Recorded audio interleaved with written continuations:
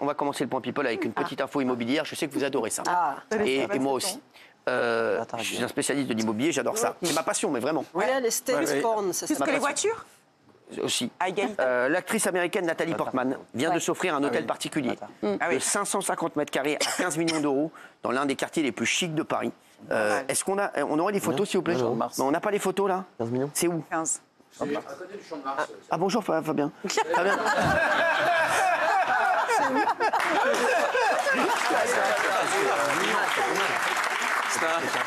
C'est un sublime hôtel particulier, construit en 1912. Ça appartenait à... C'est une ambassade de départ. Elle l'a acheté au mania de celui qui avait inventé l'épilateur électrique. Mais oui, c'est avenue Montaigne. Non. C'est des rues qui donnent sur l'avenue de la Bourdonnais. C'est derrière. Ah, c'est ça, ouais, c'est ça. Voilà. Derrière l'avenue de la Bourdonnais. Elle a racheté un mania qui avait tout refait déjà, qui a tout remis en état, qui a fait fortune dans... 15 millions d'euros, donc... c'est déjà pas mal. Hein. Ah ouais, on a d'autres photos. Son voisin direct, c'est le roi du Maroc. Ah ouais. Le créateur de WhatsApp. Le roi du Maroc, un hôtel particulier à côté aussi, bien sûr. C'est magnifique. Oui, la vue est exceptionnelle. Ah ouais. C'est pas mal. Mais on la croise dans le quartier en ce moment. Hein. Nathalie? Bien sûr. Elle est célibataire en plus. Eh ben, elle est divorcée depuis le 8 mars officiellement. Avec Benjamin Millepied. Ah, exactement, le chorégraphe. Ouais, bien sûr. Parti dans la chaussure. Non mais ça fait fortune dans la chaussure celui-là. Et c'est pas mal. C'est beau, hein. C'est exceptionnel. 15 millions d'euros, 30 000 euros du mètre. 550 mètres carrés. Ouais, un peu moins de 30 000 euros du mètre, c'est une bonne affaire. Ça va, c'est correct. Ça me paraît. Alors, vous allez prendre ça pour la folie, mes chéris. Mais sachez que dans ce quartier-là, elle a fait plutôt une bonne affaire. Hein. Très belle affaire. Je pense que dans 10 ans, elle leur vend le double. Et elle l'a racheté au mania de celui qui a créé l'épilateur électrique, qui a fait fortune. Non, c'est pas vrai. Et oui, il a vendu à peu près 80 millions d'appareils. D'épilateurs électriques? Oui, bien sûr. Ah ouais, pour faire... Ça a été une invention incroyable. Pour faire un ticket de métro, quoi. Peut-être, oui, si vous voulez. Merci. Non, mais c'est fou, ça. C'est fou. Qu'est-ce qui se passe? Mais non, ce qui est important de rappeler, c'est quand l'immeuble a été construit, ça valait rien. Parce que tout le monde pensait que la tour Eiffel allait tomber. Non. Bien sûr. Et l'immobilier... Elle a un jardin, elle a 2 terrasses, salle de patio, salle de sport. Ah oui, c'est beau. Et quand même. Ça fait rêver. De quoi faire de belles soirées. Vous n'étiez pas positionné? Ouais. Pas du tout, je n'étais pas au courant de cette vente. Et puis, je n'ai pas les fonds. 4 étages. Voilà, je n'ai pas Il y a les 4 fonds, étages. Je fais le constat désolant qu'on en est là en France. Omar Sy donne son avis sur la polémique Aya Nakamura. Omar Sy, donc... Oui, il vient de sortir un bouquin. Il donne son avis un peu sur tout, sur la politique, mais surtout aussi sur l'affaire Aya Nakamura, qui n'aurait pas dû être une affaire, d'ailleurs il l'explique dans son livre, puisqu'il n'y a pas de débat possible, puisque voilà, c'est un choix artistique, encore une fois de plus. Et puis il n'y aura pas qu'elle, en plus, sur le concert de l'inauguration, il faut le rappeler quand même. Gilles? Moi j'ai une chose à dire. Quand on fait le choix, ce n'est que mon avis, quand on fait le choix de vivre à Los Angeles, de choisir Hollywood, on a la décence de ne pas s'exprimer sur la situation en France. Moi, je soutiens Aya Nakamura, mais moi, je trouve... Je suis très étonné que vous disiez ça. Ouais, mais je donne que mon avis. Oui, moi aussi. Je trouve qu'Omar Sy a un côté donneur de leçons, a un côté je détiens la vérité. Alors moi, je peux me permettre de dire un truc. Moi, je préfère, alors moi, je vous le dis, je préfère les mecs qui donnent leur avis plutôt que les planqués. Et je suis désolé, je trouve qu'au moins, il a le courage de donner son avis. Omar Sy, qu'on soit d'accord avec lui ou pas. Voilà.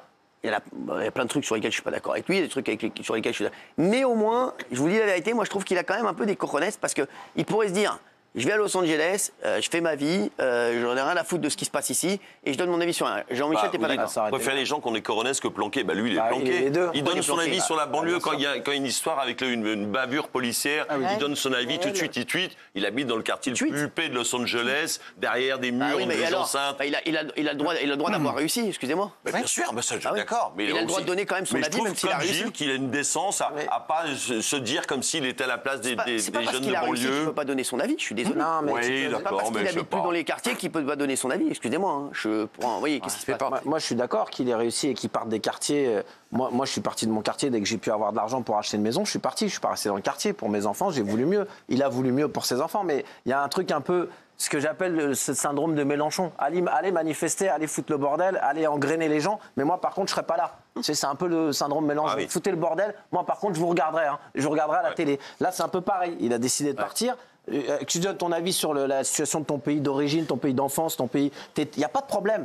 Sauf que faut pas engrainer les gens si t'es pas là. Là, le constat est désolant en France. Ah oui, t'es parti, c'est désolant, t'es parti. Laisse les Françaises débrouiller. Je voudrais juste dire un truc, Omar Sy, parce qu'il y en a qui l'accusent d'être parti pour l'argent. Et il a dit, il suffit de se renseigner un peu sur la fiscalité californienne pour comprendre qu'on est bien loin du paradis ici. Et ça, je le confirme. Hein. Ça se joue. Après, la fiscalité aux États-Unis, il y a quand même un plafond. C'est à 20% de moins que. C'est pas comme la France. Mais 20% de France. Mais on peut juste rajouter, Cyril, si vous me permettez, c'est que il fait partie des 10 artistes préférés des Français. Il est toujours dans le top 10 chaque année. Il est sorti. Non, je crois qu'il y était encore. Mais seulement, parmi ce top 10, il y a 8 artistes qui ne sont pas en France, qui ne payent pas d'impôts en France. Moi, c'est intéressant. Ça me dérange pas. Non, mais moi non plus. Non, mais je vais te dire un truc. Omar Sy, quoi qu'il arrive, il paye des impôts en France quand il fait des films en France. Évidemment. Il faut arrêter de dire qu'Omar Sy ne paye pas d'impôts en France. Exact. Omar Sy, il paye des impôts en France. Quand il tourne en France, il paye des impôts en France. Donc il faut arrêter de lui tomber dessus là-dessus. Vous allez dire que je le défends surtout, mais là, je vous le dis, Omar Sy, quand il tourne en France, il paye des impôts en France. Donc, donc il faut arrêter de dire qu'il paye. Voilà, il se barre pas avec l'oseille. Hein. C'est pas une question d'argent, En plus qu'il est coproducteur de Lupin et acteur, bien sûr, dedans, je peux vous dire, il paye tout en France. Voilà, c'est une production française. Et il paye en France. Même si elle est diffusée internationalement. Alors, guerre dans la famille royale, Meghan ne veut pas qu'Harry se rapproche de la famille royale. Oui, parce que Harry doit venir en Angleterre là, le 8 mai prochain. Et puis, ça ne lui plaît pas beaucoup parce qu'elle n'aime pas quand il se réconcilie avec son frère William. Et oui, elle n'aime pas ça. Donc, ça lui déplaît, elle l'a fait savoir. Et voilà, donc ça bavarde là-dessus. Mais c'est comme ça. Oui. Même dans le contexte de la famille avec des maladies et tout ça ça paraît bizarre. Ça paraît bizarre dans un contexte où malgré elle a le droit de s'exprimer. Non, mais elle s'exprime en disant qu'elle ne souhaite pas que justement son mari Harry communique avec son frère William. Oui, mais sachant que Kate est malade et qu'elle se bat contre un cancer, bien sûr. Elle pourrait dire c'est bien que tu resserres un peu les liens familiaux. Qui vous a demandé de donner votre avis J'aimerais bien savoir, oui. Oui, mais quand William et Kate leur ont tendu la main à Meghan et Harry, pour elle, il y a une forme d'opportunisme de leur part. Et elle a peur, comme c'est un peu dans le couple, c'est la leader. Elle a peur qu'Harry soit trop naïf. Et que William lui tende la main quand il est fragilisé, quand son couple est fragilisé, pour utiliser Harry après. Donc c'est vrai qu'elle est extrêmement radicale, brutale, et elle lui dit « tu vas encore te faire avoir ». Il y a un jeu politique, bien sûr, aussi. Bien sûr. Politique. Il y a un jeu politique. On va parler de David Hallyday. Le chanteur sort un nouvel album le 21 juin, intitulé « Requiem pour un fou », composé de reprises de chansons de son père et de nouveaux titres. Un album qu'il a préparé avec émotion et surtout avec l'accord de Laetitia. Absolument. Laetitia est l'héritière, il faut le rappeler quand même. Elle est à l'usufruit, en tout cas, de son mari. C'est-à-dire que c'est elle qui décide des sorties, etc. Livres, disques, compilations, événements, expositions. Elle a ce qu'on appelle l'usufruit. Mais David a gardé les droits très importants sur l'exploitation de 2 albums, Cadillac, puisqu'il avait travaillé avec son père sur cet album-là, et puis l'album 100%. Était sorti en 2000. C'est l'album le plus vendu dans la carrière de Johnny, je précise. 2 millions. Près de 2 millions, voilà, plus de 2 millions d'exemplaires, ce qui est quand même un record très important. Mais ils se sont très bien entendus. Il explique à nos confrères du Parisien qu'il a appelé justement Laetitia, il a contacté ses avocats, les siens, ils se sont tombés d'accord. De toute façon, c'est de l'argent, cet album va générer de l'argent aussi pour la succession Hallyday que gère Laetitia. Il se livre comme jamais, hein, dans le livre également qu'il écrit. Il dit énormément de choses. Meilleur album. Oui. C'est une volonté de sa part de pacification totale. C'est-à-dire qu'il dit « je ne suis pas hors la loi, j'ai fait ça dans les règles ». Il revient même sur les déclarations de Jade et Joy, vous savez, qui avaient affirmé qu'il avait fait de belles promesses à l'époque, qu'il n'avait pas tenues.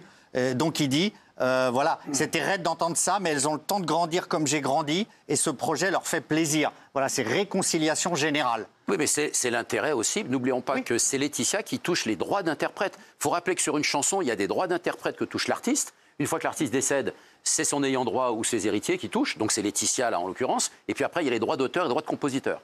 C'est encore autre chose. Donc les gens ont tendance à mélanger tous les droits, en fait. Bernard, bien le raconter. Il dit quoi dans le livre? Je l'ai reçu, et ça passera demain matin sur RFM, à midi. Et il dit quand même que tout ce qui s'est passé autour de la mort de Johnny reste irréparable. Mais il avoue que moi, je l'ai trouvé extrêmement mûr, très apaisé. Il dit que la musique apaise tout et qu'il veut vraiment tourner la page. Là, il prépare vraiment une tournée symphonique qui va être extraordinaire, avec tous les grands titres à la fois de Johnny qu'il a choisi avec Laetitia, et le corps de Laetitia, bien sûr, et les siens. Et là, il veut donner un grand show. C'est la filiation, c'est la transmission. Il a toujours envie de ça. Il est très heureux de retrouver son père de cette façon. Voilà, ça démarre le 2 novembre et il sera le 12 et 13 novembre au Palais des Sports à Paris. Il dit quoi dans ce livre? il raconte finalement son rapport avec son père. C'est très compliqué. Il est né en 1966, David. Il a rarement vu son père. Il était en tournée d'été, tournée d'hiver, tournée d'automne. Il enregistrait des albums. Après, c'est-à-dire qu'il parle de l'absence de son père dans sa vie d'enfant. Oui. Ça peut arriver. Mais il dit quoi dans ce livre? Il dit qu'il apaisait son père aussi. Oui, alors en même temps, c'est-à-dire, mais il raconte un peu cette histoire parce que lui ne l'avait jamais raconté. C'est souvent des proches de l'entourage, y compris sa maman Sylvie Vartan, qui racontait aussi sa vie. Ça vous fait rire? Mais j'ai rien dit, moi. Mais il dit quoi dans ce livre? Il dit il y a 300 pages. Il dit quoi important? Il explique ses rapports avec son père, tout simplement. Il dit quoi? Tu l'as lu ce livre? J'ai lu le livre, évidemment. Vous allez vous foutre de notre gueule.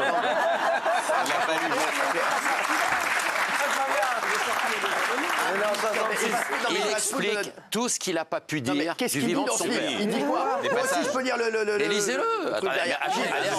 Lisez-le. Donnez des exemples. Il dit quoi?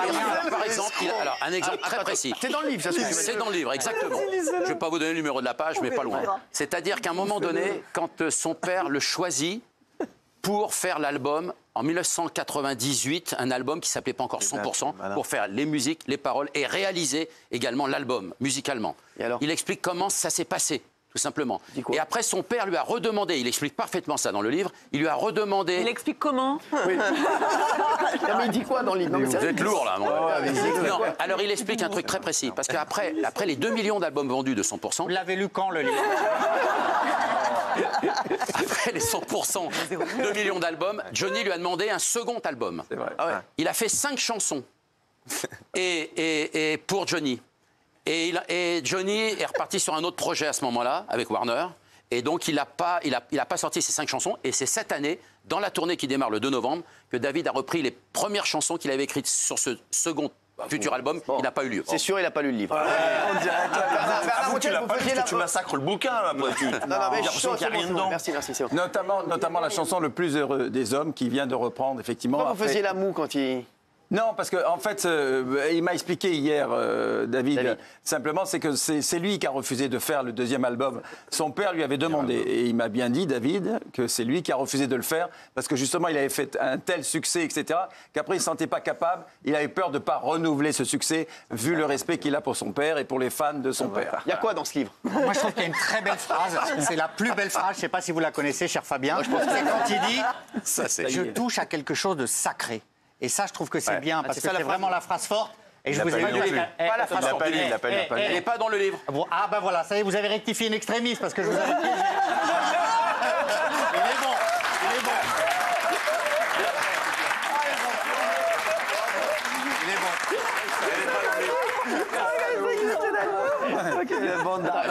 Elle n'est pas dans le livre, il a raison. Elle n'est pas dans le livre. Bravo, Gilles. Bravo, Gilles. Absolument. Par contre, vous ne l'avez pas lu non plus. Non, mais moi, j'ai pas prétendu l'avoir lu. Il n'y a pas de sortie. Mais vous donnez des infos depuis tout à l'heure. C'est vrai. Ouais. Non, mais parce que David a parlé récemment. Ouais, mais bon, vous l'avez lu.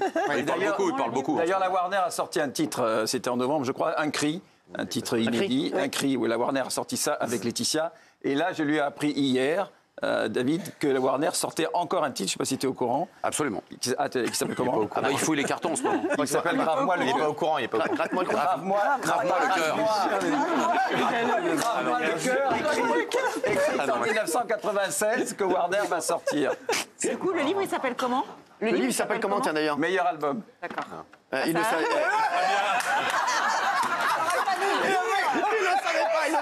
On a vu, on dirait moi. Alors, mais c'est pas possible. Il s'appelle comment? Il a vu sa vie défiler. Non, mais il a été trop vite. On parle de Kenji parce que c'est un truc, ça rebondit encore et encore et encore. Bah pour eux. Et Jeff Palahniuk, vous l'avez vu, il s'est confié sur son burn-out qui s'est déclenché sur scène. C'est incroyable. Regardez cette vidéo est très forte. C'était en aparté. Aparté. Je vous avoue que c'est une torture. Hein. Je souffre sur scène en ce moment. Donc, je me pose la question, mais évidemment, j'ai pas du tout envie d'arrêter. Cet épisode de burn-out, comment on se remet? Ça s'est déterminé par un épisode très particulier pour moi. J'aurais jamais pensé le faire. C'est que j'ai quitté la scène, en fait. La musique part, que je suis censé commencer à chanter, et d'un seul coup, je m'en vais, quoi. Je suis parti tout droit dans ma loge et je savais plus quoi faire. Même moi, je sais même pas ce qui s'est passé dans mon cerveau à à ce moment-là, un coup de nerf. Et puis après, je peux pas laisser 5000 personnes attendre. Et j'ai joué et puis voilà, on a fini à l'hôpital. Mais tout va bien aujourd'hui. Hein. Voilà, je suis très ému, mais je suis très heureux. Jeff Panaclock. Il a un problème avec son bras droit, en fait. Ouais, non, mais pas son bras droit, son vrai bras droit. Oui, son vrai bras droit. Pas son bras droit. Non, oui, bien sûr. Parce que le tenir sa marionnette comme ça tout le temps sur scène, en permanence, et on répète, et dans les concerts, les spectacles, c'est très compliqué. Le problème des violonistes, donc il passe son temps chez les kinés, les chiropracteurs et les... Enfin, Jean-Marc, ça fait 10 ans qu'il a une main dans le cul, il dit rien, lui.